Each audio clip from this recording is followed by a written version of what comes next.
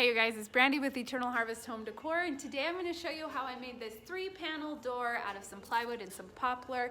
It was minimal tools, pretty quick, and pretty inexpensive. Stick around, let me show you how.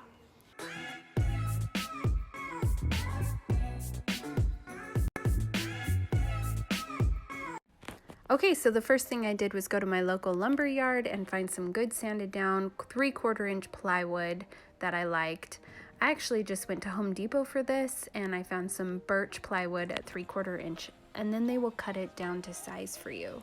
I will have a 3/4 inch trim piece that goes around the entire door, so I made sure to minus that from my dimensions. So he's cutting it to 80.5 inches by 34.5 inches wide. Then I get to stick it in my SUV, and I was really shocked it fit. I also grabbed some glue, some poplar, and some paint to finish up this project. The list will be down in the description. Okay, so here's everything unloaded. I have 4 1x4x8 pieces of poplar, and I have 3 1x2x8 pieces of poplar for the trim around the edge, and then the plywood. I also grabbed some primer, my favorite kind of primer, and this was the turbo can, which I'd never seen before. This was my first time using it. I was really impressed. I liked it a lot. And then if you have a finish nailer, you might want to grab that too. If not, it will be fine without. So here I'm using a clamp to clamp the frame piece down right lined up with the plywood so that I can mark it right here on the other end and cut it to size, just to make sure I'm meeting the length of the plywood exactly. Take it to your miter saw, give it a nice cut, and bring it on back to glue. Now I'm going to do the exact same thing on the other side. Clamp and mark, and then go cut.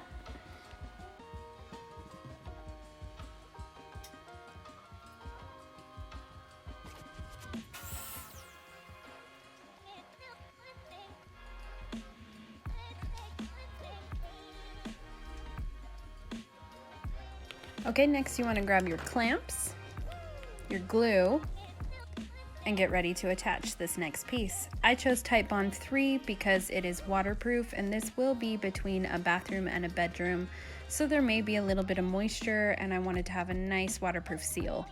So Titebond 3 is what I went with. Cover your board with the glue, smooth it all out, and then clamp it into place. Now I do have a finish nailer, and because the Titebond 3 takes a little longer to cure, I decided to put some 3/4 inch nails through the back side of the door, not through the front, but through the back while it's clamped in place. Though looking back, now that this is finished, I think this step is not necessary at all, and therefore in the plans that I'm making, it is optional. If you have enough clamps, it should be just fine.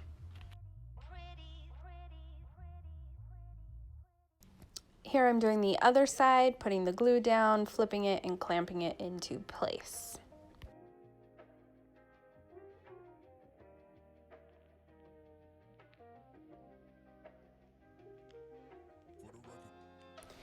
And here the two sides are all clamped into place. Because the Titebond 3 takes a little longer to cure, I decided to leave it for 24 hours before adding the next pieces. So now I'm going to remove the clamps here and begin cutting the spacers to create the 3-panel portion. You're going to need 4 of these cross pieces cut total to create the 3 panels. And so I just measured and then cut and knocked into place with my mallet. And then you're just going to glue and clamp the top and the bottom piece first. These Pony Easy clamps were really great to work with during this process, and I'll put a link to those in the description below. I had a really nice tight joint, which was perfect, and then clamped them into place. Now I measured the inside and divided that by 3, and that was 24.5 inches. I marked this on both sides of the door, and then when I attached the cross piece, made sure the marks were in the middle of my cross piece, centered. And then because my clamps wouldn't reach my cross pieces, I put a straight piece of wood across and then clamped each side just to hold it down until the glue cured. If you have a speed square, it comes in handy here during this portion to make sure that your cross pieces are squared up.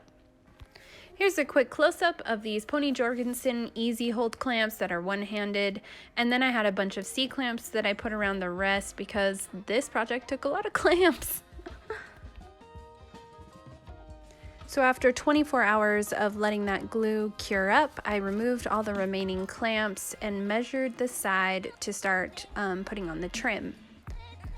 I did the same thing as before. I put it on and marked it, cut it, glued, and then I do use my finish nailer to attach these trim pieces. You could screw in a couple of thin screws that are 3/4 inch if you needed to, if you don't have a trim nailer. This just worked really quick and fast for me. I did the sides, and then the top, and then the bottom.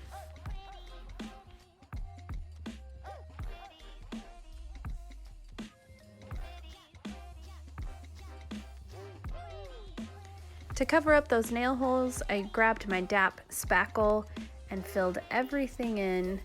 And it starts out pink, I love this stuff, and dries white, which is great if you're painting the furniture item. This stuff works really well.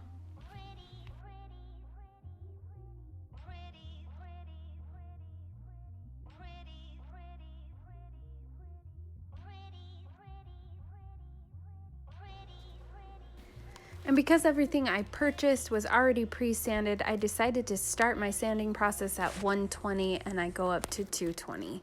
So I grabbed some of my sandpaper and sanded down all the spackle and the trim first.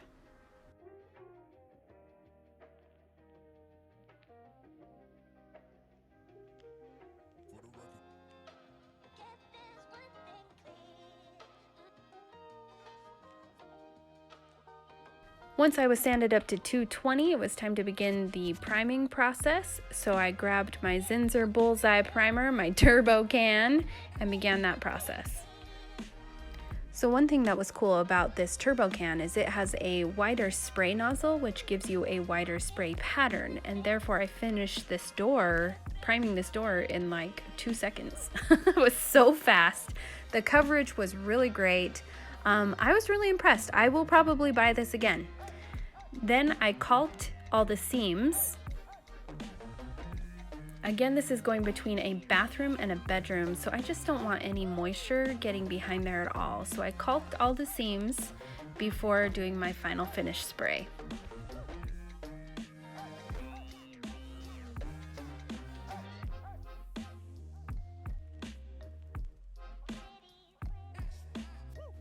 This caulk that I'm using takes 30 minutes to dry before you paint, so I allowed that to happen and then I brought my finish paint out. I'm just using a can because not everybody has a spray gun at home and I really want this plan to be used by everybody. So I grabbed some Rust-Oleum paint, it's just the white satin, and I covered this with 3 coats. Took about 3 spray cans.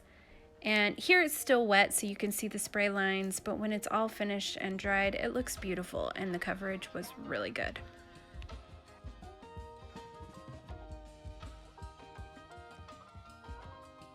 Okay, you guys, I've tried to shoot this like 3 times and my neighbors keep going by. It is all done. 3-panel barn door, ready to go. Customers are coming to pick it up in just a few minutes. I wanted to hop on here really quickly and tell you guys thank you so much for watching. If you have any questions, drop them below. I will be sure to get back to you ASAP if I can. This is a header board that I forgot to mention that you will need to put above your door where the hardware attaches. It's usually just a 1x6 piece of molding. This is a primed pine board, and it will attach just above the door. It's a 36-inch door, so this is cut to 6.5 feet. But otherwise, it's pretty simple.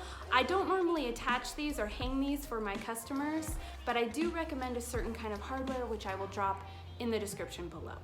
Thank you so much for watching, you guys. As always, you can find me on TikTok and Instagram and on Facebook at Eternal Harvest Decor. And I also have a website, eternalharvestdecor.com, where there will be plans for you guys to look at. All those links will be below, and I'll talk to you guys later.